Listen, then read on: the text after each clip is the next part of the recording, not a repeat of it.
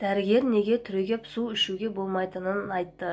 Сау және жас болу үшін суды қалай ішу керек екені туралы ережелер бар.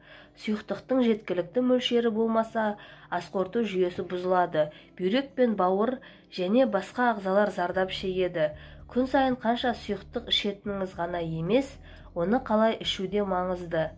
Суды отырып ішу керек. Біз суды түрегеп те іше береміз, бірақ дәрігерлер оның ағза үшін зиян екенін айтады. Суды тамақ жеген сияқты отырып ішу керек. Суды тұрып ішу ағзадағы сұйықтықтың теңгерімсіздігін тудырады. Бұл буындарда сұйықтықтың жиналатынына және артриттің дамуына әкелуі мүмкін. Отырған күйде жүйке жүйесі мен бұлшықеттер босайды. Сумен тағамды ассимиляция процесін жеңілдетеді.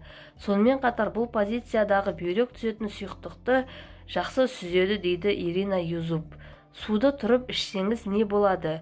Түрегеп ішкен кезде асқорту жолдарының жұмысы баяулайды. Сұйықтық асқазанда ұзақ тұрмайды. Тікелей 12 елі ішекке түседі. Отырғанда ішу әдеті асқортуда бүйрек пен қуық жұмысын жақсартуға көмектеседі деп түсіндіреді Ирина Юзуп.